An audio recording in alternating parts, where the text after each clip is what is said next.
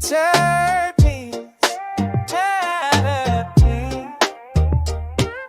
Follow the scent, follow the story. Science and leaders making history. From sea to sky, they're paving the way, blazing the trail every single day. Trailblazers and terpenes.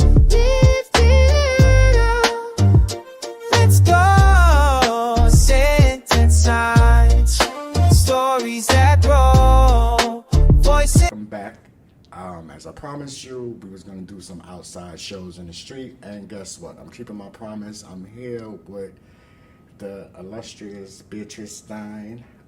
If I might say so myself, it's a pleasure to know you personally. But you have been in the hospitality business, setting the standards for over 30 years. Yeah, you know what I'm saying? time. Right. And this is why you never, ever judge a book by its cover, because you look at Miss B, you won't even think she was 30 years old. You know what I'm saying? I appreciate that. Right, which is a beautiful thing. And she's a beautiful person to know. And this is, like, I tell everybody, this interview was on my bucket list. So I didn't care what I had to do. If I had to lift the building across the street, that building was getting lifted. We made it work. It took a while, but we made it work. Yes. I mean, hard consistency pays off. You know what I'm saying? Yeah. And I mentioned it, like, because when we first met, it was so crazy. I was telling Ash, I came early, and I seen you, and I had went to the bathroom and came back. He was like, "Yeah, you here looking for me?" And I said, "Who is this lady here?" Right. Talking about I'm here looking for her. Yeah. And then you was like, "Well, you early. Come back." And You were very early, if I remember correctly. Yes. There were other people. Right, but you know, I'm old school. If you do come early, you're on time. Right. You know what I'm saying? When you think you come in on time, you're actually late. So that's why I was here. Yeah. And it was the experience coming here from day one. It started at the sign-in downstairs. Right. The security guard, okay? The first thing she said, "Hey, baby, you here? The early bird get the word. You gonna get the job." Miss Keisha. Yes. Because she has a list of everybody who's coming and what time they come. So Yes. she knows if you're early or late. Yes. So I said, "Okay, I hope I'm good." And then when I came back downstairs, I said, "Well," she said to come back. She said, "Okay, baby, don't worry. You still was early. You still gonna get it. You're gonna get it." And when I got the call, Miss B, you see, you had to remind me, like, hello, reply. And I was like, I didn't even know, because you told me a certain day. Oh, check by a certain day. Right. But it was there before. So when you're like, oh, well, you didn't reply back, I said, let me go look. Right. And the funny thing is, my phone, I have prepaid phone. So I was going to pay my bill. And it cut off in between. So that's why you got like the kind of strange email, like, "Oh, let me know if you got my reply back." Got it. That's why. Got it. And then that's why You were in between. Right. And then the one day I was late for school. Remember, you didn't even know who that was on the phone until I got there. But I was like, "Miss B, I'm running late." So many people, they give me one number and then they start texting me with another number as if I'm like telepathic or something. Like, Right.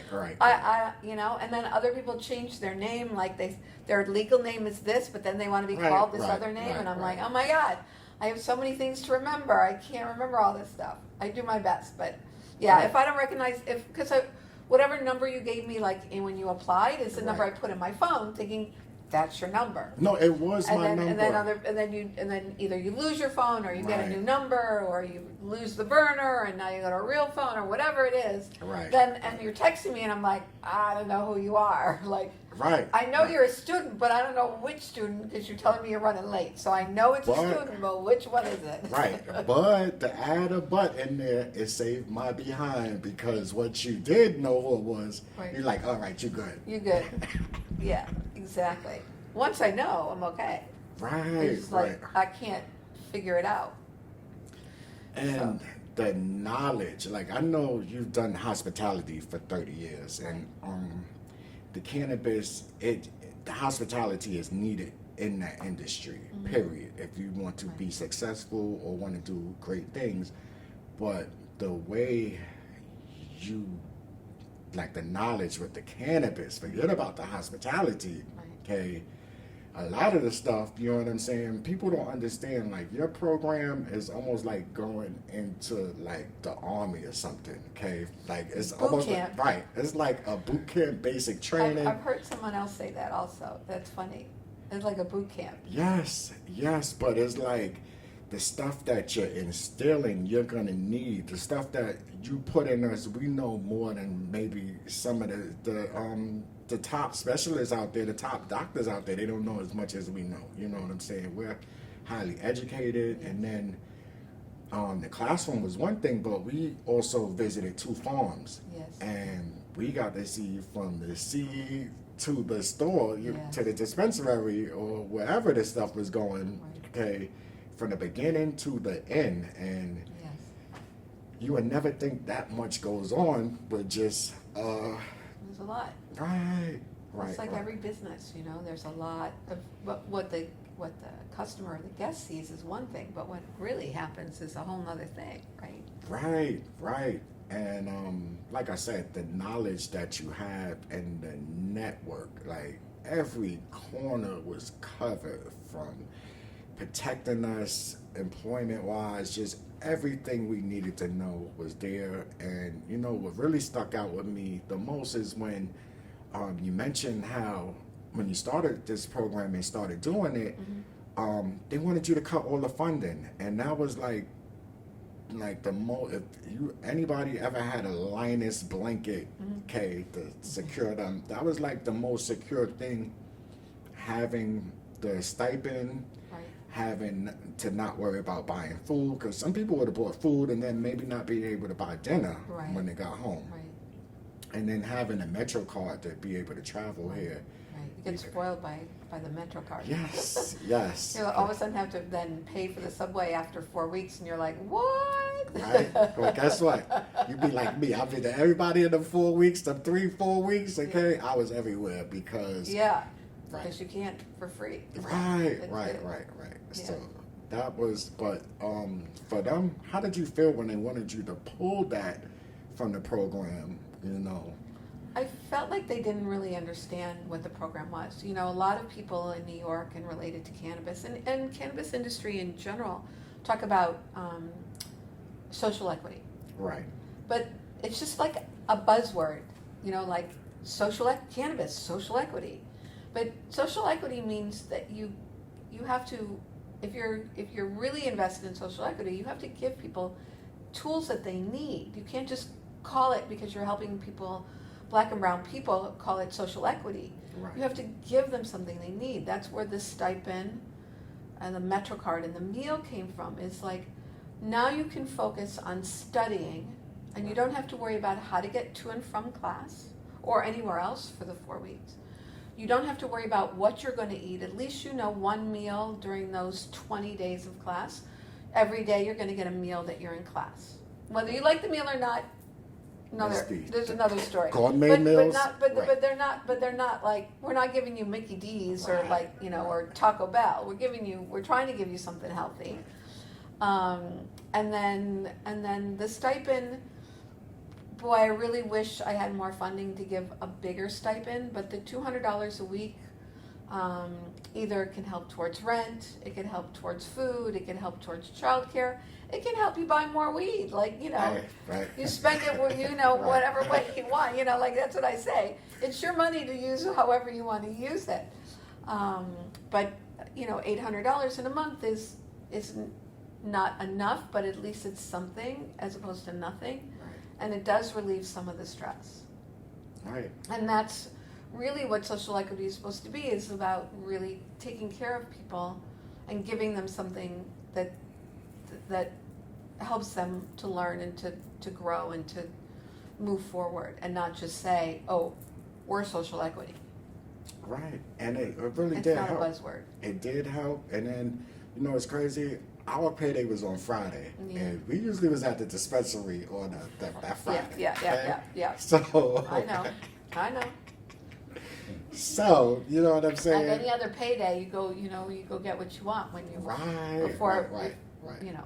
And we before had it runs ours out. before. We had ours maybe like 12 o'clock before we even got to hit class. It was there. You know what I'm saying? And if it didn't get there, you'll remind us to check and make sure that we got it. You know what I'm saying? And just to tell a funny story, there was a time where you forgot to put it in. Oh, I did. I've done that a couple of times. It's like, oh shit. Or I missed the deadline. Like one time we were at a farm on the day I was supposed to put it in, and by the time I forgot, should have done it the night before, but I forgot. And then when my reminder came up and it said, don't forget to do payroll. And by the time I put it in, it was I missed the deadline. Right, but see, with us, we got the Metro card one. We didn't get the payroll one, so it was like. Oh, I missed the Metro card. Oh yeah, I've done that. Well, the last so I learned my lesson from that one because I used to bring the Metro cards every Monday, but then the last class I put them all because I did that with your class was March, right? Right. So June class, I put all the Metro cards for the whole month in the lock bag and said, now I can't forget them. I just have to remember it's Monday. Right. Because I made that mistake with you guys. And then I missed the payroll one. I guess in June I missed the payroll one because that was a farm trip and I missed it. You know, I'm human. What I do. But even with the Metro card, like when we initially got the Metro cards from us, you already told us to use it. You know what I'm saying? So it would stretch a certain way. So even with you missing it, we still was supposed to have that extra day on the card. Exactly. Right. So you know. Yeah. So it didn't mess it up too bad. Right. Just a little stress. Yeah. But our class, which was your 8th class, we was talking about earlier, like we were so close. Like if somebody didn't have it or whatever, it didn't take nothing for us to say, all right, I got you. Don't worry about it. You know what I'm saying? Yeah. And it seemed like it's still that bond even up to today. And I want to come off there for a little bit because I don't want to get braggadocious because at the reunion we racked up. You know what I'm saying? We really racked up. You guys were amazing. Yes. So I That want to was talk beautiful. about that whole experience, seeing the other 8 cards, seeing the people personally, just the energy alone. And then, like I tell people, it was just cannabis products everywhere. So how could you not have a good time? Yeah. I had such a good Heirloom time. showed up. Yes. Showed up, yeah. And they brought the factory with them. Yeah, they brought all of it. Yes. Yeah, Barrage is great. They're wonderful. Yeah. I went home and I was just heirloom in my neighborhood when I got home. I'm like, hey, you want to try this? Hey, try this. Yeah. Right. And you know what else? I got home and I said, all of that food, I ain't eat nothing. I ain't make a plate, nothing. You know what's so funny? I thought we were going to run out of food, and we had so much food left over, and I was like, did people not eat? Because I thought I know each group, I was like, these people eat. Like every group is like hungry. Like I was surprised how much food was left over.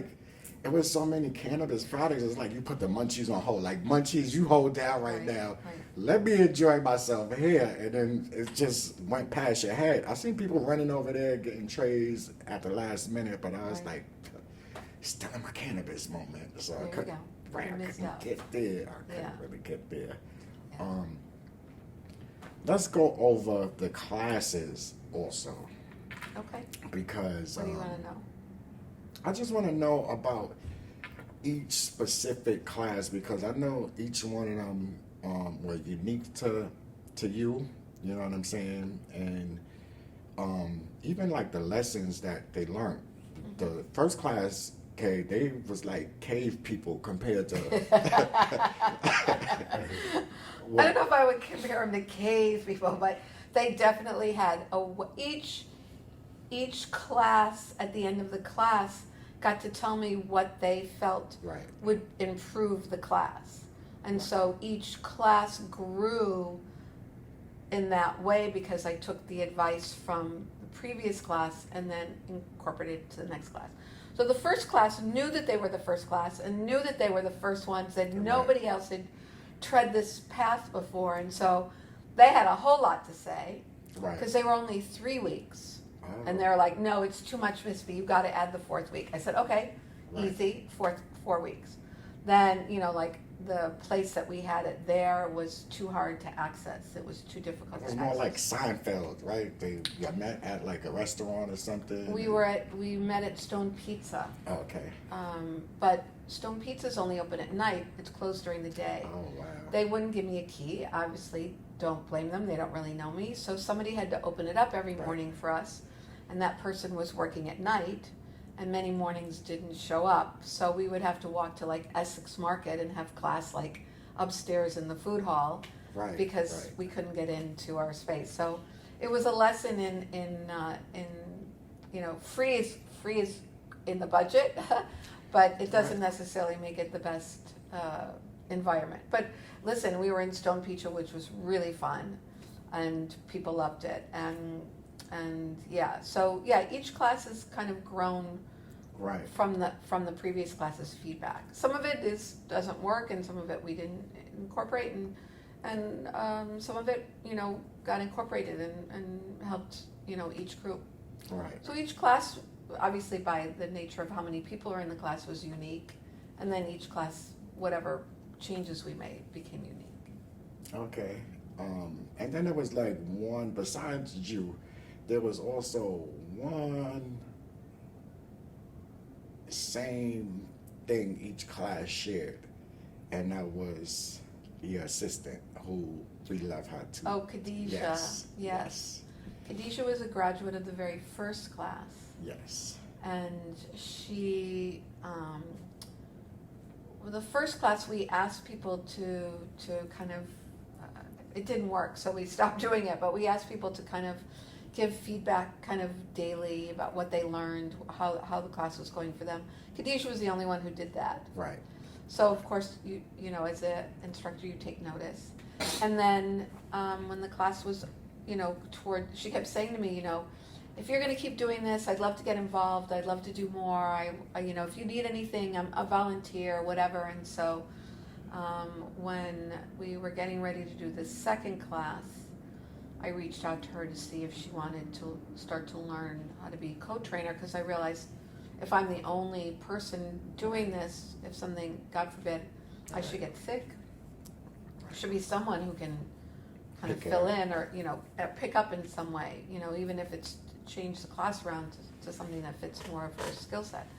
So that's when Khadijah became co-trainer. And so she's assisted me in all 9 of all 8, because she was group 1, so Right. all of the other 8. She's been there on orientation day for all of them. I think one of them, she was out on vacation, so she didn't come until towards the end because she was away. Right. But otherwise, she's there every class. Yes. Yes. Every group. She's not there every class, but she's been with every group. Right. And she's not a nanny because she she ain't just there to babysit the class. She got to us individual, because she came to me one time. She's like, "You're missing a chapter," and I was like, "No, I had something going on, but I'm gonna catch up." And then by the time the next day came, I was caught back up. But I let her be the bad guy sometimes. she don't come in a bad way. No, She's no, such not a at all. But I sweetheart. just say, Right. these people are falling behind. Go talk to them. Yes. You go talk to them. I've said it a million times. No, you do it. Yes, but then she's also been like the good guy too, Yes. because even when we graduated and we went out, she was right there with us. Yes. And she stayed there for hours, Yeah. bowling, hanging out, and chilling with us. So, Yeah. you know what I'm She saying? loves every group. She's, Oh, we all love her. You Yeah. see, like, they went crazy over you. yeah. With your years of doing this, she was a little bit more prepared than Right. what she was. Right. Oh Lord, this girl here, she almost just broke down completely because I guess she didn't know the impact that she has made on every single class. Right. You know what I'm saying? Right. Even when you hear her name, it just rings bells like, oh, okay, I know her. Yeah. You know what I'm saying? Miss Khadijah. Yes. Yes. Yes. Yes. Yeah, she's a superstar. Yes. So, Miss B, Yes. I did not want to, because I have some questions for you too, but Okay. I didn't want to. You haven't asked me any questions yet? No. No, I wanted to make our way over there, but Okay. I really want to emphasize a lot of people don't understand like your beginnings. Like you're so humble doing this, you know what I'm saying? And hospitality and humbleness goes together, which Yeah. a lot of people don't realize. But please give them, you know, a little bit about how you was raised and, you know, how did you become the queen of hospitality? Because I don't think nobody could compare to you, Miss B. Well, thank you. I appreciate that. Well, I was born and raised in Chicago, Illinois. Okay. My parents had me very late in life, and I was an only child. Okay. When I was 3, my father bought a hot dog stand, and the story goes that he called my mom and said, I can't sign a lease without a name for the hot dog stand, so give me a name. And my mother was like, I don't know. So she said she started going through the phone book, and she was talking to my dad, and I was a daddy's girl, so I was like, I want to talk to daddy, I want to talk to daddy. And she said, you know, like the mom, you know, trying to calm me down and, you know, like, I'm busy kind of thing. And she's like, why don't we just call it Little Bees? And my father said, done. And they hung up the phone and he signed the thing and it was called Little Bees Drive-In. So that, I don't know if that was like to seal my fate in the restaurant industry or what, but that's how my career in food and restaurants began. Right, and I did say humble. I was only 3, so Right. like, you know, and I think we were there until I was 8 maybe. Right, but when you do your research, it said you worked in every area of that company. You know what I'm Right. saying? Well, no, not so when my father sold the hot dog stand, then he bought a coffee shop. So we went from a drive-in kind of hot dog stand to a coffee shop. And then all my jobs as a kid were obviously working, you know, after school and weekends at the coffee shop. Right. And so I learned, you know, I'm not in the kitchen, but, you know, in the, you know, cashier, server, bartender, host, you know, all of the kind of front of the house positions.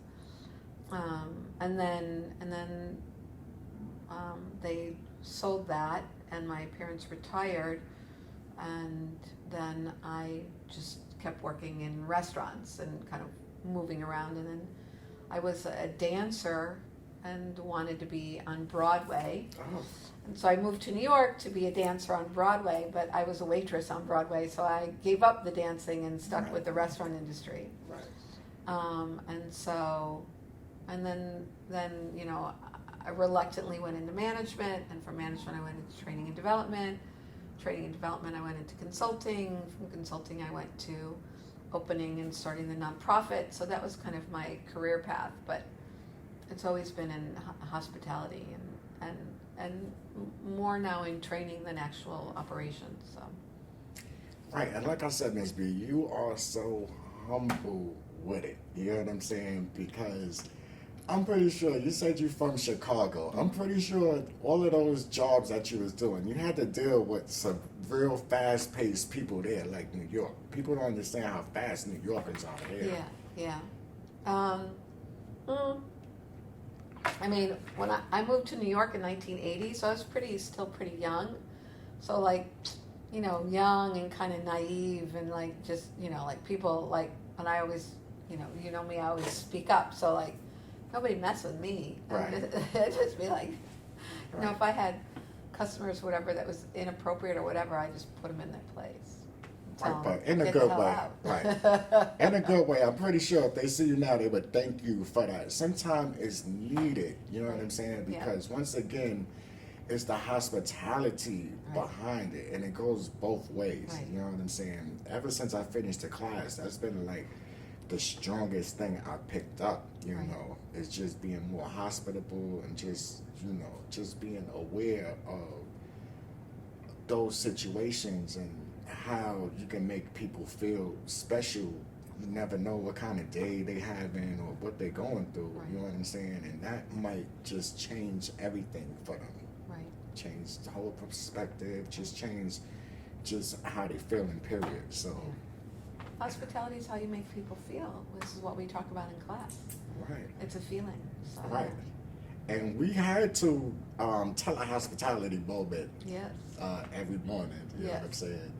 And believe it or not, Hopefully, don't. We had people lined up Still. to say stuff. Sometimes they would say the same thing you wanted to say, so I was Yeah. like, oh, they That's beat okay. me. You can all give your seat up to an old lady or a pregnant lady. You can all do that. That's Right, that's a right, hospitality right. moment. Doesn't matter who does it. Right, right. No, it was just that they said it before. It's like, Right. oh, I did it too. They I did the did same that thing. too. Right, they did the Then same you just thing. say, I did it too. Yeah, me Right. too. Me3, me4. Right. So, Ms. B, you left out that the name of your program is actually your hospitality program. That's Hospitality pathways. yes. Yes. I see it was like a previous name before. Unfortunately, I ain't got my notes with me. Oh, it was well. The business name is the Hospitality Project Inc. Right. But the program is Hospitality Pathways. Right. Now, please let us know about that program. How many, was it like classes like with us, or was it like they come to your business and then you're just like their manager, supervisor there? Like, So the original Hospitality Pathways program started for training people in front of the house of restaurants. So that's host, runner, busser, and server. It was not started out as cannabis at all. right. Right. No. So originally, that's what the program was. The first class, the first cohort of front of the house was actually in Harlem. We got a small grant from Harlem Community Development Corp, and I had some connections there, and got a small grant to do a beta group, which again, a restaurant gave us the space, so they were learning in a restaurant that was only open at night. During the day, we were learning in an actual environment where there was, you know, all of the, you know, forks, knives, plates, glassware, learning how to carry a tray, all of that. So that was the first cohort of Hospitality Pathways. And then tried to do, funding has always been difficult. Right. So hard to find funding, and so then I did the program for other nonprofit organizations that hired me to do it for their populations. And that didn't work very well because a lot of the people that they chose for the program were not right for the jobs. And the whole key to the program is the job placement and job training. Right. So if you're not right for those jobs, then you shouldn't be in that program, which is why, you know, everybody was handpicked by me going forward, because if you don't have the right personality to work in hospitality, then you're not right for the program. It doesn't mean you're not, you can't learn, it's just not right for the program. So, so then I did that for a while, and then COVID happened. Right. Nobody wanted to work in restaurants. Nobody cared about restaurant jobs and mean, nasty people in restaurants. Right, and they was putting people in the streets and telling you how to get a thing outside, and the people had to eat outside. Right, and everything, mask, and I mean, it was a hard time for restaurant industry. And so, somebody mentioned to me about, you know, legal cannabis, you know, recreational cannabis, and I'm like, and they're like, no, it's the same skill set. You need to look at this. So I was like, okay. I'm sitting home and nothing to do because it's COVID and ain't no work for me. So I might as well like research something else. And I haven't sold like not the poster child for legalization of cannabis. Like, I'm not even a smoker consumer, right? Right. So, but I started to do the research and I started to realize that the same skill set you need to be a successful server or bartender in a restaurant is the same skill set you need to be successful in retail cannabis in a dispensary. And so then it was a matter of saying, okay, well, all of this part of the program, the hospitality, the guest interaction, all of that is the same. It's just a different product. Right. We're switching what you're learning about from food and beverage to cannabis. So we drop the booze and we put in the weed, and there's the program. Right. And that's how it evolved into that. Right, and then let us know, you know, from that program, like, what did you learn new that changed your life forever? You know what I'm saying? Because you wasn't a consumer, Right. and you learned that you can also use some of the products that help you with some of the things that you was going through. Right. Right. Well, there's so many different methods of consumption now and so many different ways to consume that if you don't want inhalation, you have other options. Right. And so it was eye-opening to me, all the different types of options and what it could be. I only ever use it for sleep. Right. I don't use it during the daytime at all. That's just my preference. Right. Ms. B is not one of the people, man, Adams talk about smoking it, flooding No, up I'm the not. city. I'm not out front on the bench out here smoking my doobie and like shooting the shit with everybody. No, that's not me. But I learned about a new industry, and that was quite exciting for me because I'd been in the hospitality industry for so long. And I made all these new cannabis contacts and learned so much about an industry and the people really passionate about the products and Yes. the what is the evolution of this product and lifestyle and whatnot. And so I think that was very interesting to me.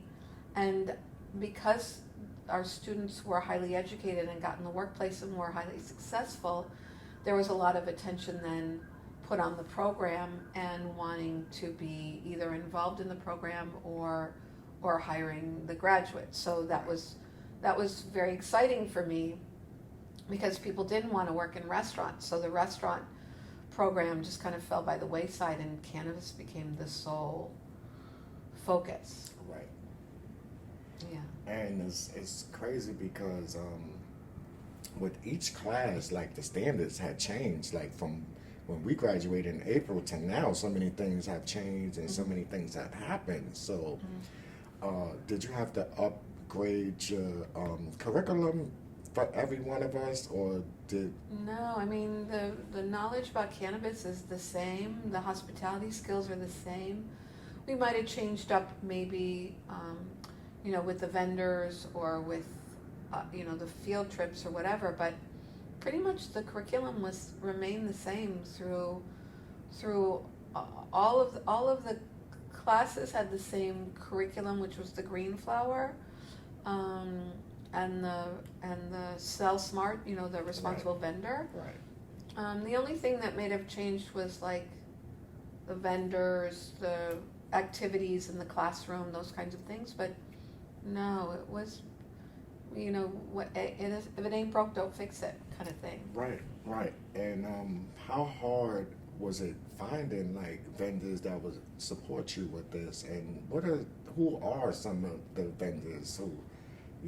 I know from taking a class, I know them, but who are like your most supportive? Who are the ones who just was like, no, Miss B, I don't care if I gotta pay for this all myself. We're gonna keep this program. Who are those vendors? Because they are very needed in the growth of this industry. You know what I'm saying? And they were very helpful to my fellow cohorts because.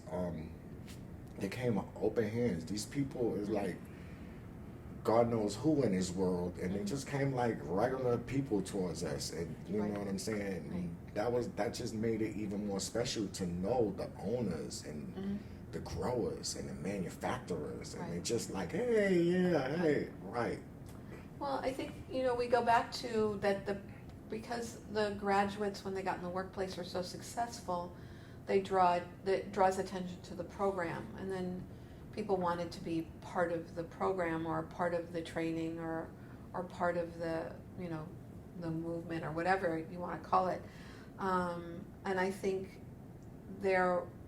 monetarily there was little to no support, but coming to speak to the classroom to educate. And to share product knowledge or products, many of them were willing to do, but no vendors really Heirloom, Eureka, No Wave. There were a handful of vendors that donated actual money, but it wasn't it didn't make a dent in the program at all. It just helped. It was, you know, they were like little Band-Aids. Nobody gave us enough money to cover a class or the program or any of the student costs or salary or, I mean, no, it was just, it was support, but it was not financial. It was minimal financial support. The only financial support we got was from Cannabis Workforce Initiative. That was, you know, David Serrano and the team there, Okay. which is a state-funded program. And then, and they're funding programs all over the state, so not just ours. So we got a fraction of the money that they get to distribute for cannabis training. And then the other biggest funder was Gotham Gives, which is the owner of the Gotham dispensaries. Oh, wow. So Joanne Wilson was our biggest funder of all of the funders. Okay. I believe we met her. Also. Yes, she came, I think, did she come to your class or she spoke on the Zoom? I think she was on the Zoom. I think She didn't come to the Zoom for us, unfortunately. We missed her on the Zoom, but she was at the reunion, right? No, No. Joanne was not at the reunion. We didn't get a chance to meet her because she had like an unexpected meeting or something that Got it. happened. We were supposed to meet her on Zoom, but unfortunately we wasn't able to, and we Got went it. on with the Smart Cell, I think, training that day. Got it, That's what went on. yeah, Okay. got it. Yeah, so you guys didn't meet her, but, yeah. She was our biggest funder and also hired the most graduates and promoted the most graduates. So she was Okay. extremely supportive of the program, and she tried to help me raise more money, and she saw how hard it was to get people to commit money, and she's a extremely smart businesswoman and has way more contacts than me, and she had a hard time helping us find more money.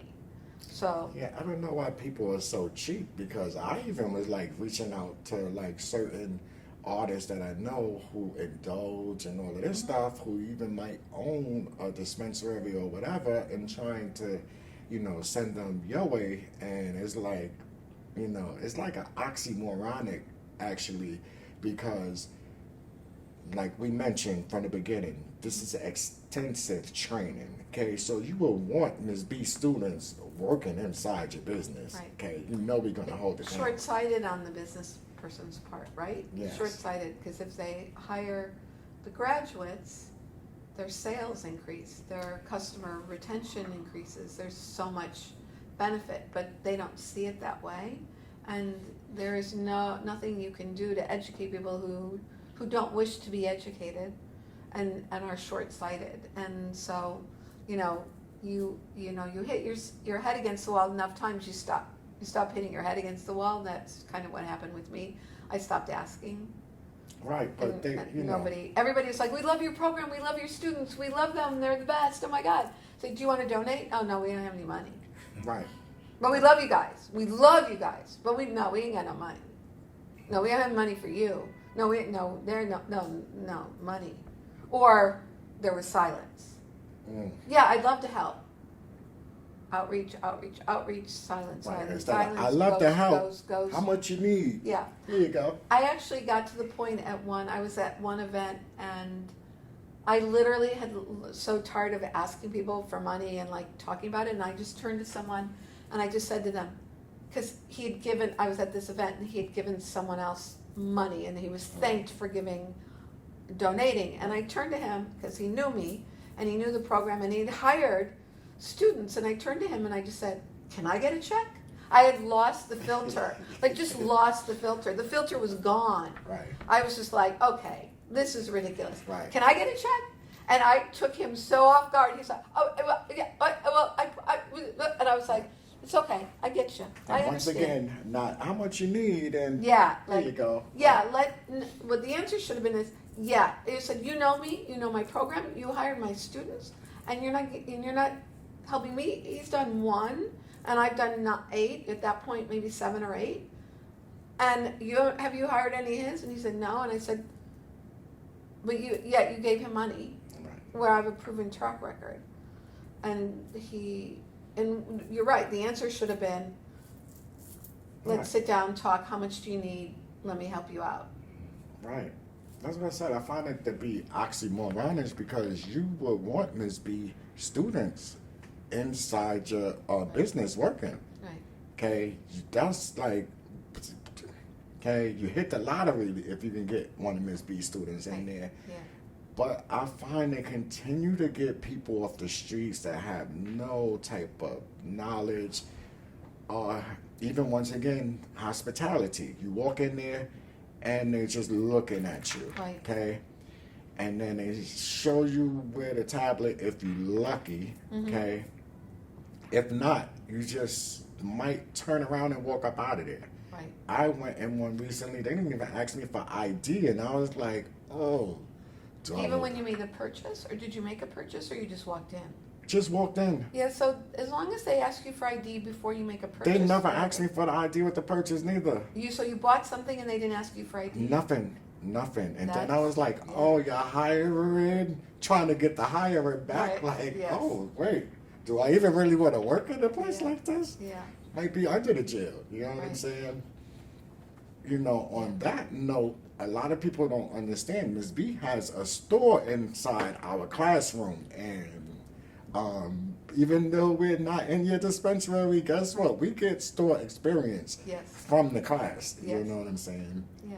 And it helps out because it gives you that relaxing comfortability and find your lane Right. experience. You know what I'm That's the saying? nerves, right? Because it's a nervous guest interaction. You've learned all this stuff, but then it's all in your head. You've got to get in front of someone else and start having the conversations, which is why we do the role plays. You know? Right, and that's why it stood out to me when I walked in there and they didn't ask for ID Right. because that's like check number one off the Yeah. list. You know what I'm saying? So Yes. it was very strange. You know what I'm saying? I think that you guys showed up. You guys did the work. I gave you an Yeah. opportunity to. I gave you an opportunity to change your life. For me, you changed my life because I always knew I wanted to do something in cannabis, right? And then in 2021, I was wrongfully terminated because I refused to take the COVID shot. Right. So I lost my career in the medical field for Right. 15 years. Wow. And I was trying to figure out what industry am I going to pivot in. Right. And then I had these dreams about cannabis because, like I told you, I started off using cannabis on a medical side first. Right. Right. So I circled the block back into cannabis. Mm-hmm. And as I was taking care of my mother, you know, I got custody of my niece during this time too. Right. I remember that. You So told me it that. was a lot going on, and I was like trying to figure out a person who's been working since the age of 14, never had no terminations, always pivoted in multiple industries, retail and back into healthcare, back and forth, ping pong. Right. I just didn't know what to do. That was like devastating to me Right. to have my career You stripped were from me lost, and my yeah. livelihood stripped from me. So I was just trying to figure out what am I going to do. But I had said if I was to go into any other industry, I have to 100% be able to walk in as myself, one, Right. be authentically me, show up with integrity, not have my integrity compromised, and be able to help people and be passionate about the things that I want to do. Cannabis kept on popping up, and then Halloween of last year, my godmother passed away. And one of the last few memories I have of her is my brother who was out in Detroit who worked with heavy hitters. Ooh. So he knows, He knows. Rich. Oh, he knows them. He knows them very well. He was upset that I didn't tell him that they came to class on the other day because he would have told me to name drop some things and they would have looked at me like, how you know this stuff? Right. Right. And I would have said it was because of my brother. Right. So he had, you know, illegally brought some stuff back from Detroit, and I ended up giving it to my godmother because I wasn't smoking at the time. So I had got this little jar for her, and I filled it up, and then me and my mom drove up to her house, and she came outside, and my mother took the stuff out of her hands, and she said, and I recorded her. That's one of the last few memories I have, and I recorded her, and then she opened the jar, and she smelled it. She was like, thank you so much. Blah, blah, blah. She was so Oh, happy. excited. And one of the things that we both said was like, one day we gonna sit outside and smoke a joint together. So, you know, she called me, she finished it. It took her some time to finish what I gave her, the stash that I gave her. She called me and she was like, hey, I need some more of this, that, and the third. I said, I got you. I said, relax, I got you. And stuff like that. And then me and her started talking about edibles. She was telling me how she would never take edibles and all of this other stuff. So I was like, okay, cool. At the time, I didn't have the knowledge that I had. So I just left it at that. Right. So she calls me. She's like, I need more of this, that, and the third. I never got a chance to give her more, and we never got a chance to smoke that joint. So when I got accepted, it was for her. Program. It was for her. And then not only that, my grandmother's name is Rebecca Ross. The neighborhood knows her as Miss B. Miss B? Ah! And we spelled it B-E-E. But yours is B-E-A. Yeah. So I felt like, in a sense, my God, she brought me this opportunity. Yes. And then my grandmother came through you. There you go. Because you remind me so much of my grandmother. Oh my God. So I felt like this is where I was supposed to be. So I thank you so much. Oh my God, I love you so much. It's just such a good story. And you know, when you put it out there, it comes to you, right? That's what happened. And who would have known that us graduating in March, so many opportunities, like this shit like really went full throttle. Like I could never think, Miss B. I could never think that this career was going to give me so many opportunities. Like I told you, was my secret plan of where I'm going to. I know. So it's like, oh my gosh, like you like brought that spark back into me. You really ignited my flame.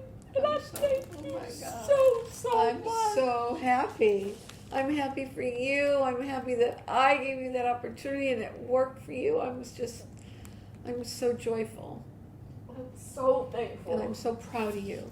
And I got you overcame all this shit and you showed up and you did the work and now look at where you're at. Exactly. And who would have ever thought? And I'm just grateful because I'm not gonna lie. Big ups to Cohort 8. 8. Yo, 8. That's us. Gang. That right there. You know That's us right there. That's us right there. You guys are a power group. We are a power group, and I love my team. They're like my new family, my brothers and my sisters. Like, and like Morgan said at the reunion, we're like in like a secret cult because it's like, and we're the face of the industry that is just now up and coming and booming. So we gotta, Miss B.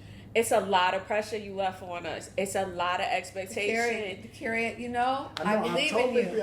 I believe in you. With the sharks now. You know No. You guys are ready to carry the torch. You're ready to go. Just do it. You prepared us very well. You know, it's like a mom who lets the kids like, you're off now. Just go. Do your thing. Yeah. Make me proud. Make yourself proud. Make me proud. We will. I have no doubt about it. No doubt about it. No doubt. I was teasing Miss B. I said, we took all the raffles on that day. Oh, you did? Yeah. You guys won the raffle? Holly, it was Holly. It was Ja, Holly, Kamati won an iPad. Divine won twice. Oh, that's not fair. No, Did he because somebody else gave him his ticket because they had to leave out, so he collected for that person. Okay. But you know, both of his tickets hit. You know what I'm saying? Both of the 8. Yeah. It was still 8. It was all 8. It was all good. It was all good. I think Elisa might have won something. Yeah. Well, you know, we just let's keep let's it just moving. make the most of it. You know what I'm saying? No problem. Whenever you're ready. I'm ready. Y'all rolling. We're rolling? Yeah. Okay, so welcome back. We're back, and we have one of my siblings, okay, Simi, in the house. Hi. You know what I'm saying? And please let them know who you are, Simi, and just let them know your experience inside the class, your experience outside the class, and even where you plan to take what you're doing, too. Oh, that's a lot. Hi, everybody. My name is Simi J. I am from Cohort 8. We graduated in March from Hospitality Pathway. Shout out to Ja and Miss B. You already know Miss B. Oh, hell. Like, man. Like, there's so much I could say about this woman. Like the behind the scenes. Like, she's literally a godsend and a blessing to us. Like, and a blessing to the cannabis industry, because what you guys don't understand, because of her education and the structure of her program, we're able to go into dispensaries to help customers accurately at a state level. At a state level, we are certified at a state level. That's a big thing, because, you know, for the state, especially for the OCM, they want cannabis to be very safe. So we got the proper education to be able to handle cannabis in a very safe, in a state level manner, thanks to Ms. B. It don't get no bigger than that. Now I'm pretty sure there's other programs out there that can teach this stuff, but ain't nothing like Ms. B. She kept it thoroughbred. She kept it a buck. She kept it 100. She played no games. She taught us not only about cannabis, but how to be, and also to further our transition, our skills that we also have from other careers, because that's what we all have, was transferable skills based on other experiences that we had. She put it with the hospitality, which is also a very big thing. But man, like, Miss B, I love you, like, to death. Love you too. Like, it's a lot of pressure and we have a lot of big shoes to fill, because she broke the mold when she made this program for us, and she knew exactly who to pick. Miss B knew who to pick, because our cohort, we lit, bro. I used to always say, I can pick them. I can pick them. Miss B knew how to pick us, because we are really like a lit group that just mesh so well. Yeah. The biggest takeaways that I learned in the program was about terpenes. And the funny thing about that is that prior to this program, my brother, he tried to give me the talk about how important terpenes was, but I kind of didn't want to hear that at the time. Right. So I just was like... Depends who's feeding you the information, right? Right. So I was getting it, but didn't really get it. And Right. shout out to Kayvon Reed. Yeah. He was our terpene guy, Right. who came and taught our class. And he taught us also the definitions of cultivars instead of always saying strains all the time. He taught us about many different types of terpenes. Now I understand why certain terpenes just don't make me feel good, Right. makes me itch and stuff like that. So I just, his class was dope. Yeah. I love Kayvon for teaching us everything he taught us with the terpenes. That's like one of the best courses that we had. So shout out to him. That's a big favorite in everything. Absolutely. And like what you said earlier, with having all the multiple vendors come in, little do these vendors know, you low-key are basically setting them up for having brand ambassadors with them coming to our class, educating us on their brands, educating us on all their products. And why I say brands is because we learn other brands manufacture other brands. Right. Which also helped me, because we met Jillian, who also taught us about the level 3 manufacturing and white label distribution license that's dropping, something I'm going up for. So like, it helped me to like structure the career path, and it also gave me nostalgia from my previous careers. And I'm just like, I'm pivoting into an industry where I get to be myself, show up as me. I don't have to code switch or anything anymore. No. My creativity gets to flourish, because that's the thing with the cannabis industry. All our skills, all our creativity, they need us in this industry. They want it, yeah. They crave it, yeah. They crave it in this industry. If you do web design, if you artist draw murals, if you sing, you can do concerts. If you do DJ and they have the events, you can DJ. If you're an events planner, a coordinator, you can bring that skill over. Like, it's so much you can do in this industry. And Ms. B tapped all of that into us. So this education is powerful. Like, and you set us up to be able to go and take this elsewhere, because it just don't stop here. Yeah. No, it definitely doesn't. No. It's so much with Ms. B, like, even with the food. We wasn't getting no Mickey D's or nothing. We was getting gourmet lunches, okay? If Ms. B said it was extra, it might have been a fight there for that extra tray. Yeah, I know. Shout out to Khadijah for that too, Katie, because she was the one who placed our orders. She placed the orders. She placed our I orders. paid for them, but she was the one who chose your meals. I was like, Thanks. after I did it for her, she was like, "Can I choose?" I said, go for it, girl. You go ahead. I sit there every Sunday. I would go through for the week and order the food for the week, and it'd take me a long time, because I was like, well, that's not good. That's not healthy, and that's not. Oh, they already had that. You know, and I was so happy when she took that over, and then I could say, if you don't like the food, you talk to Khadijah. Right. If you like the food, you talk to Khadijah. Like, just talk to Khadijah. Right. It was one time she had me eating something I never even ate before. I don't even remember what it was, Right. but I do know it was something I normally do not order or Right. purchase. Yep. You know, talking, but getting into class, I almost thought I would not make it into the class because Ms. B in our interview, she asked me a question that I'm just programmed to be like, hey. She's like, okay, so tell me about yourself. You didn't see how Ms. B, I was kind of lost, like Everybody is. it was a foreign language. It's a hard question, and everybody answers always starts with, well, my name is. I know your name. You wouldn't be sitting here in front of me like, tell me about yourself. And then people like either start like in their childhood, or they start somewhere in the middle, or they just tell me something that has nothing to do with anything, and so then I have to ask questions. But it is a curious way to start because it's supposed to make you feel comfortable because you're talking about something that you're comfortable talking about, but most people don't know how to answer that question. Right, and then Most people don't. My zodiac, I'm a Virgo, so it's like, you're a Virgo too? Yes. Okay, so it's So we like, get each other. right, we could talk about, I could talk about myself all day if I want to. Right. But But the with purpose. Right, but the humbleness comes into like, you see the industry that I'm in, I can't make it about me. It's about my guest and, you know, their story and their talent. So it's like, I'm not normal unless I go on a specific interview like with you. And then I had to come back down like, oh, well, you know, I'm at the TV studio. I was like, okay, let me go and pull from this. And we go and pull, Right. pull. And I was so shocked when I got home because I said, oh, I messed that one up. And when I got home and it was like a couple of days later, you didn't respond yet. Did you check your email? And I was like, respond yet? Oh, shoot. Oh, no, I'm in there. Oh, no, Miss B. Oh, wait. And it was like, sometimes this stuff could be overwhelming to you. I had to literally say, this is about cannabis. This interview is cannabis. Right. Like, how could you mess this up? You know what I'm saying? Right. Even when you was like, so, what's your favorite strand?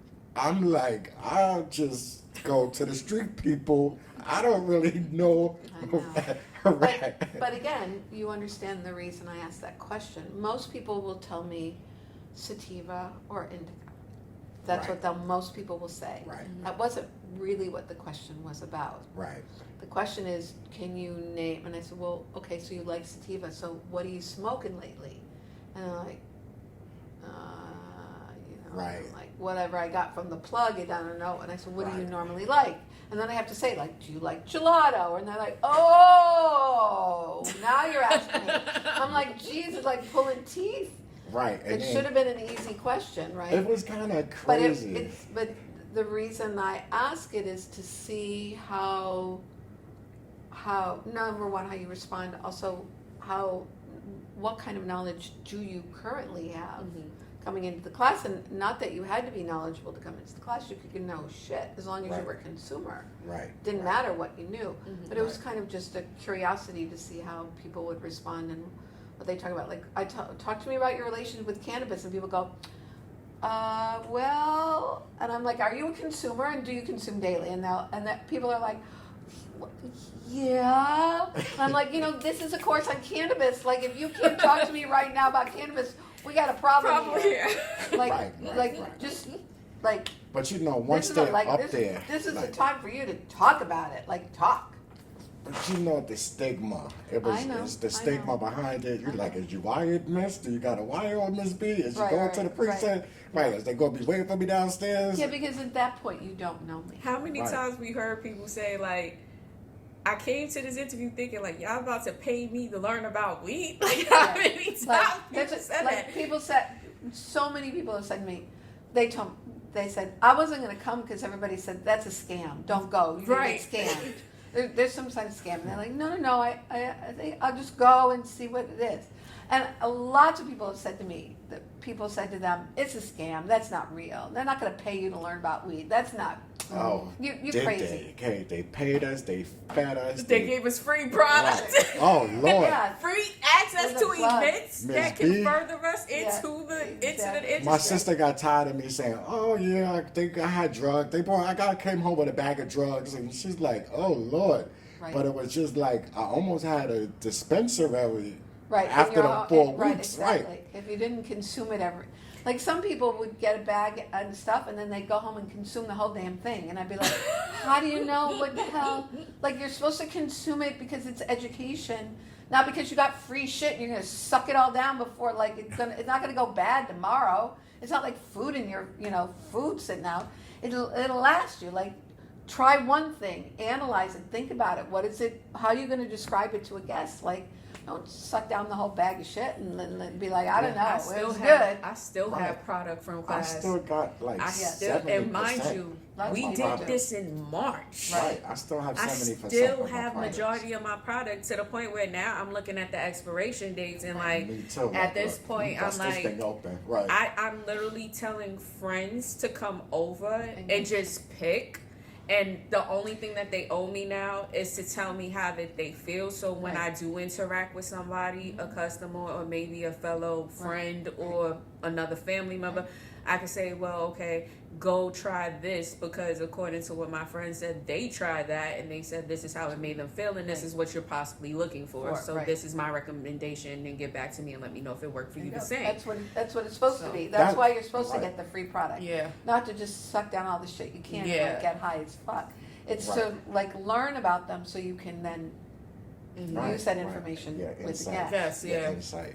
Yeah. And it's so crazy because I missed a day, and then the next day came, he was like, "Oh, here goes your," and I was like, okay. "Oh, I right." saved the goodie bag and Right. missed the class. Right. Of course. No, Right. we're not gonna penalize you because you missed class.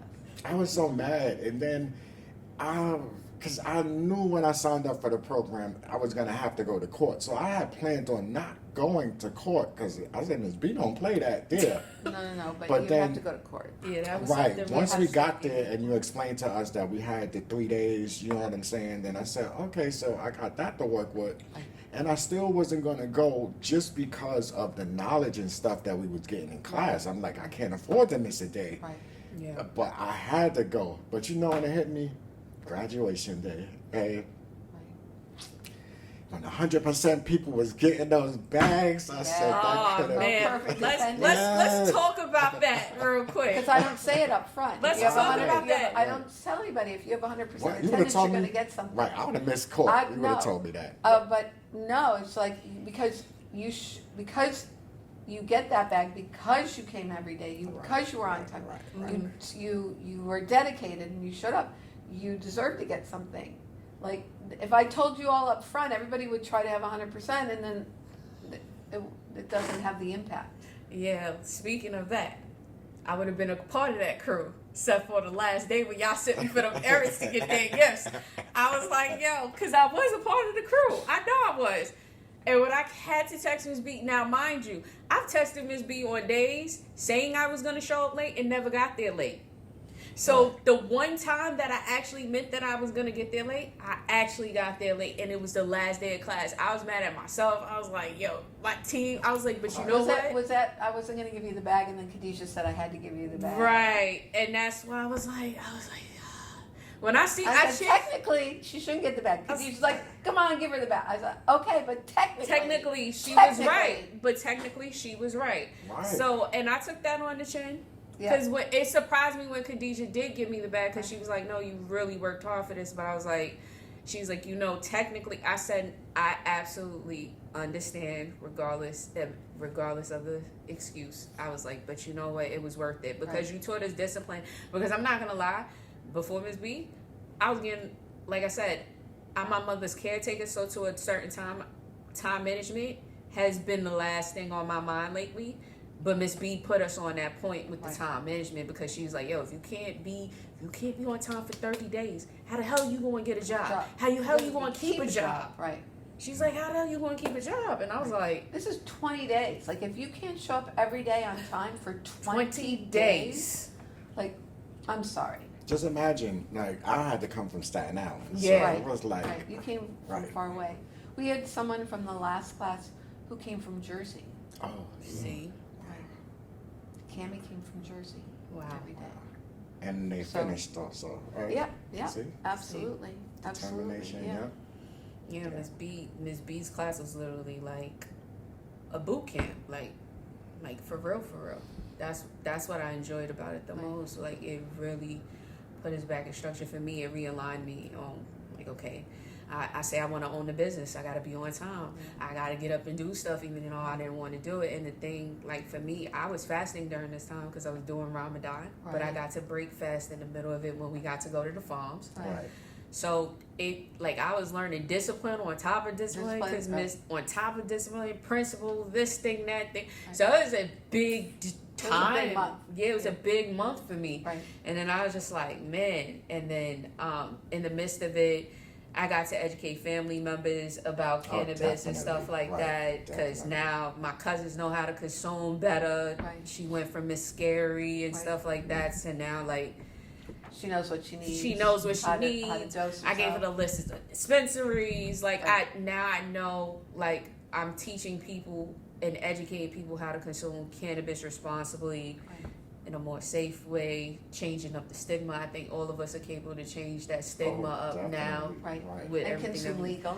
and consume Legal, legally right. as well too. Yeah. So yeah. And then the just not knowing what you purchasing and what you put in your body, Right. Right. and what side effects or what can come from that in a short-term use or long-term use is scary. You Right. know what I'm saying? And people not knowing that going into a smoke shop is not a dispensary. People say, "Oh, it's a smoke shop," and then they just let that barrier Well, down part, to the them. part of that is the state. The state hasn't made it. They allowed these smoke shops to flourish and to come up. They didn't shut them down quick enough, and confusing the public. They have products that the public recognizes, whether it's, but it's not tested, or it's not real, it's just packaging, whatever. I think that there's, or it's come from Cali or whatever. I think that part of it is the state did not educate the consumer on what is legal and not legal. And so I think most consumers are confused, because if you think back to the first day of class, and we talked about like the licensed dispensaries and where there is, and people's like, oh, but my dispensary isn't on here, and then it's not legal. Right. But I go there all the time. Of course, they're legal. It's not legal. Even and then once you go through the class, you understand. Oh, I know the difference between legal and. I always say, do they sell candy and soda in that dispensary? And they're like, yeah. And I'm like, then it's not legal. What do you Right. mean? A legal dispensary isn't allowed to do that unless it's only cannabis beverages. They can't sell you Coke and water and shit like that. People are like, really? I'm like, Right. So it in has the been next a 4 godsend. weeks you're going to learn all this. And you become like an inspector, with all the stuff that we learn. Right. It's like, oh, okay, they're doing this wrong. Oh, okay, don't get that. Like, somebody came to my house and they had the flour. Mm-hmm. And then they took it out, all I smelled was the pesticides. So I'm like, oh, okay, so let me Yeah, go to yeah. one of my goodie Let me bags. go- let me go to my goodie bag. Right, we'll be, The fake right. terpenes that came Yeah. on told us Yeah. about how they Exactly, spray they fake spray them. terpenes. Yes, just the smell on it. It's like, we ain't No. messing with that today. You know what Yeah. I'm saying? Put that up. I'm not putting that in my body, right? Right. Right. Right. And once right. people understand that, but again, people like their plug, they like get, what they get and go where they go, and you can't change that. I mean, I'm sure there's plenty of students from all of those classes that still buy some stuff from the street. Right, but then it's scary when that stuff can have fentanyl, it can have Right. anything Right. in it. You know what I'm saying? Because But you took the risk for years before. Like, I get it. I do understand it. And you praying, know your right. person, right. praying, You know your person, someone you trust. But Yeah. if people would, and that business isn't going to go away. That is, even Cali grows enough weed for the entire country. right, That's not being sold legally. There's a Yeah. fraction of that, what they're growing is being sold legally. The rest is going out the back door and coming across the country. So a lot of the stuff you're getting on the street, unless they're doing something to it, it's coming from Cali or Oregon or whatever, and it's what it's been all this time. It's the bodegas and the smoke shop guys that are doing shit. Like if you ever, I mean, I only promote legal, but I do understand how you're going to the same person on the street for years, how you would, Yeah, and it's less expensive. that's true too. There's a cost. The prices are going down. In the dispensaries, Right. yes. So they are going down, and it's changing. I tell people it's very new here. Other places it's been there for a while. Right. So they have to get the standards here, but it's helped me. There's a tax on top of it. So even That if the too. price goes down, then you've got the tax on top of it. That's another problem I had. They did the ATM thing with me when I went dispensary, and I said, "Oh, you do the ATM thing?" And the guy like, "Yeah," and then put the change in his pocket, and I was like, "Oh, you know what I'm saying?" No. Yes. No. Yeah. So that's mine. I was so like. I know. I would have said, Nah, bruh. That's where that Virgo is supposed to come. Sometime it can't come out. You know what I'm saying? So I was like, you know what? I would have been like, excuse me, well, what are you putting in your pocket? Right. No. But I know Miss B, and I know it's people that Miss B know that I can talk to about that. So that's why I told you it's all about being humble and hospitable. So I was like, oh, okay, right. Like I'm just play stupid. You know what I'm saying? So Miss B, Yes, sir. We got to wrap up. Yes, we do. So can you just, I know you don't want to share everything, but can you just let our viewers know, your viewers know also what's upcoming, what's next for you? Right. You know. So I'm retired. The cohort 9 was the last cohort. There is no more hospitality pathways. Though everybody seems to think that they can find money for me. I said I'm not coming back unless somebody gives me $1 million. I'm not coming back for $20K or $30K or not. That's not. No, you give me $1 million. That's 3 years of programming. I'll come back. No, nobody's coming up with $1 million for me. Trust me. But I put it out there. Oh, it's definitely going to be out there. You said so. The magic number, just to make this clear, is 1 million. 1 million. 1 million. 1 million. 1 million. Yes. All right. That'll make me come back. That would make me think about coming back. Now Make me think about coming back. think. Yes. Okay. Because I don't know where I'm going to be or what I'm doing. I might not want to come back. That's true too. So it'll make me think about coming back. But Okay. Trust me, I've been doing this for quite a few years. Nobody's giving me $1 million. Nobody. But let's just leave it out there. There. Okay. So I am about to, people regret the things they never do. I've always wanted to see more of the world, and so I'm going to travel the world. Okay. I'm leaving on August 3rd. I'm going to LA for a few days, and then I'm flying to Fiji. And then I'm going from Fiji to New Zealand to Australia to Japan to South Korea and then Southeast Asia. So I'm just going to work my way around the world over the next few years and see what that life is like, and then I'll figure it out from there. So that's what the future brings for me. Okay, Ms. B. And all of the graduates have to carry on here in New York or wherever they go and spread the knowledge and spread the hospitality vibes. Right, but do not forget us. Hey, you got 151 children in this world, Ms. B.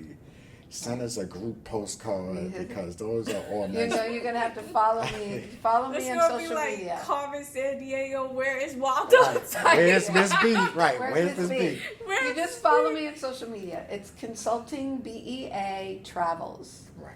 On Instagram and Facebook, and that's where you'll see where I'm at and heads up where I'm going. Will and we that be way you'll able know. to email you? Yeah, you can email me, text me my phone, all of that, WhatsApp, all that shit. All right, cool. You can find me. I'm you can pretty ask sure. me questions, whatever. There might be a delay in the response. That's not fine. as quick as I usually am, but That's You cool. know what? I'll What's answer crazy, you. Ms. B? When we first met you, and then when we graduated, you're like, we first met you, like, oh, they ghosted me. We graduated, she like, don't ghost me. Right. Ms. B, don't ghost Reunion. us. I said, go- Don't ghost us. No, I won't ghost you. No, I would never ghost you. But at the reunion, I was like, oh, I see some faces here. Right. I'm so happy to see so many faces. Even some people who ghosted me since class. And everybody was like, what? I was like, you know me, I'm going to call you out. Absolutely. You show up for the free food and the party, but you didn't, answer my text. So, no, I will not ghost you. Great. Because one thing we left out, Ms. B sent us every job opportunity that comes up and from every where you can name. Okay, so that's gonna be strange not hearing like Those have actually slowed down quite a bit. They have not been reaching out to me. If someone reached out to me, I would still send them out. But a lot of people haven't reached out to me. It's a little bit of a freeze right now, I think. I don't know. The best person to know is Jamal. Jamal is the guy to know because he's doing consulting and helping stores get opened. Yep. So he knows who's coming up on the pike. Oh, I need to get with him anyway because he has the interesting story too. He does have a great story. Oh yes, Yeah. I really need to get with him. With that. So number one. So I would say that Jamal is your best resource for what's going on, and also your group text, because everybody who's working and keeping or going to events, whatever, is keeping then what's happening. Absolutely. And those group texts, will be. People ask me all the time, "SB, is anybody hiring?" And I've said, go back to your group, ask your group, does anybody know anything? And then reach out to Jamal and Khadijah. Usually I say Jamal and Khadijah because they keep pretty tapped in. I gotta visit Khadijah. She's in my hood where I grew up at, so I definitely gotta go see her. Yeah. It's just gonna be strange not having that, and I never really tap into those things. I tapped into one of them. I don't know if I could say the name or not of the company, but 5 minutes before my interview, they canceled. Oh, something came up as emergency, and I was like, wow. So remember, we talked about this in class. These are store owners who've gotten a license who don't necessarily know how to run a business, and you're going to find that everybody is finding that the owner, the job is great and the cannabis is great, but the ownership is not as together as you would like them to be. And this is part of this industry of giving the licenses to social equity, to a certain demographic, to not preparing them for their roles as owners of businesses. And part of that falls on the state, and part of that falls on the owner of not really, they went for the license, but they didn't look at it as a business. It was like they got the license, but it's a business, and it is a business, and you have to understand business and HR and labor law and not just cannabis, regulations. So that will be a challenge for quite a few years until these licensees learn. And honestly, some people are going to get sued and they're going to learn fast. Yeah. That's true. Unfortunately. Yeah, Kaz from Conbud, me and him had a conversation because my vision initially was to own a dispensary. Based on speaking to Kaz, it didn't deter me to not want to own a dispensary, but for right now, it's going to be still a part of my plan somewhere down the line, but right now that's no longer the focus. I pivoted into something totally different from now. It's like... And I think that the part of that for me was eye-opening, that everybody who came into the class and all the cohorts came in with one vision of what they thought they were going to do with this information, and I would say that a very high percentage walked out going, nah.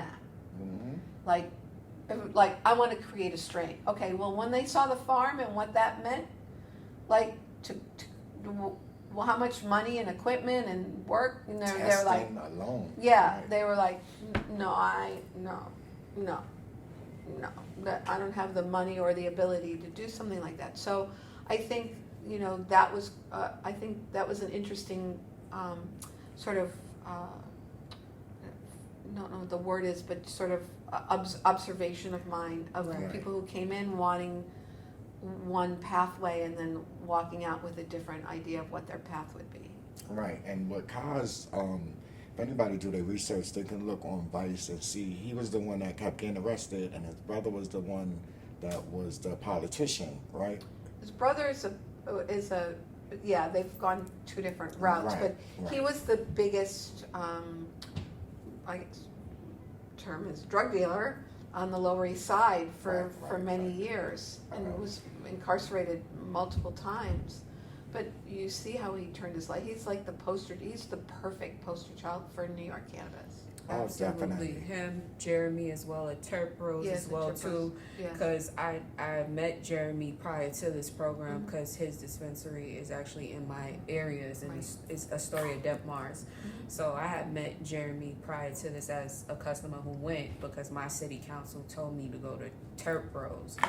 And she frequents there as well too. So I got to talk to Jeremy and hear about Jeremy's story Right. prior Right. before I got into this Right. program. So he's also one of the, I would say, pioneers faces as Right. well too. Right. Mei Ling's been there from the very beginning. with Yeah, and I got to meet Mei Mei Ling. Ling.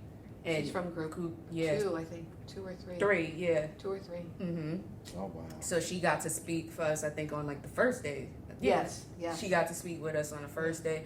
So to see somebody that works at Jeremy's dispensary, because the funny thing is I never met Mei Ling. I knew the other employees in Terpenes. I haven't came across her until the class. Right. So that was pretty interesting as well too. But like, you know, learning the business, like I said, from Kaz to see what he's gone through. I knew about Jeremy's story, but talking to him, but to see on the other side of what also Kaz has gone through, like, I didn't know you had to have rent up front because it's not federally regulated. Nobody's willing to take the risk, so you Right. have to have that up front. There's Like he so said, much, yeah. renovations he had to pay for all of this, Right. and he said, "Yo, people think because I own 3 dispensaries and Right. whatnot now No. that I got all of this money, No, but he they got- don't he don't understand have what any you money. got to do." And I'm like, once he told me that, I was like, okay, I think the dispensary dream is on hold for a little while. Let me pivot into this sector. Yeah, yeah, yeah. Yeah. So, So we need to, I need to. yeah, we do. wrap So up. Miss B, Yes, I know. let's wrap it's it hard up. because we're having such a good Good conversation. oh, we're going to continue. I'm going to reach out to you, Miss B. I don't know. I'm Don't my ghost time me. is really like I think, Limited. Yeah, I'm about to take off, and I've got all these. One, lots of- I'm going lots to of- pray, lots Miss of Brady. people to Miss see. B. See, yeah, I'm going things to pray, to pray, do, pray. people to But see. anything last you want to say? I just want to say thank you, Broadway. Whoever did the audition that you didn't get to dance in, okay? And thank you, the You know- restaurant that hired you because you took the waitress, okay, Right. to the queen of hospitality, Thank Miss B. you. Thank You know what you. I'm saying? Yeah. Thank you. So we appreciate everything you've done, and just anytime we can get with you is appreciated. Yes. Well, thank you. I am so proud of all of you and so excited to watch and to see where your paths go, and I'm going to be following you as you're going to be following me, and forever, as I always say, you're forever a graduate. I'll forever be here for you. It might take me a while to respond because I'm on the other side of the world, but I will not ghost anybody. I will respond. Yeah, We I will. appreciate that. Of And course. I thank hope you. to make enough Right. money so I can meet you in the middle somewhere There and you be go. like, Miss There B, you go. where are you at around the world? Oh, man, listen, I I'm got gonna the come. bread now. I'm I'm gonna pull up on you. Like, I wish I I flew. love I that. might have been down with my Virgo over here, but Right. I'm scared of flying. So. You are? We'll get you out of that. We we got products. You You need have the the right BA product. Barack Exactly. You You need got the the right 18 product. bag. You got You the need the right BA products. Barack. But you gotta take it before you get on the Little plane, plane. we got you for the Because right you can't take it products. with you. Right. Depending on the onset, it might be the fast onset. Right. Knock you right out. Right, You knock ready? you out, you Knock- won't even know no you're on- anxiety, you no don't even know the nothing. flight took off. Right. Hey, sound like a good A thing. little, the earplug, a little headphones, Yeah, Mask. eye mask. take your gummy. Oh yeah, and thank you for the gummies too, because I've never trusted consumption besides the flower, Right. and you opened the door for me to trust and try Right. new ways to consume. Well, Yes. and when you think about it, everybody looks at edibles. Look at edibles that were homemade and not dosed. And some people have to eat 3 to 5 of them to get some high, and somebody eats like a piece of it and it's like loses their mind. So like, Right. once you understand, once you get a properly made edible that's dosed properly and that you understand the effects you're going to get, that's a whole nother experience than having somebody's homemade brownie. Yeah, Right. absolutely. Yeah. All right, All so right. we're gonna Well, call it a wrap now. This show is done. Thank you, Miss Beatrice Stein, for being here, and my sister Simi my co-host Thank sister, you. my Virgo sister, my sister period. Right. You already know. All right, until next time, see you later. See ya. Stories that grow, voices rising, lighting the scene. Trailblazers in Terpenes. Oh, Set Science Stories. Trailblazers in Terpenes. Set Science Stories.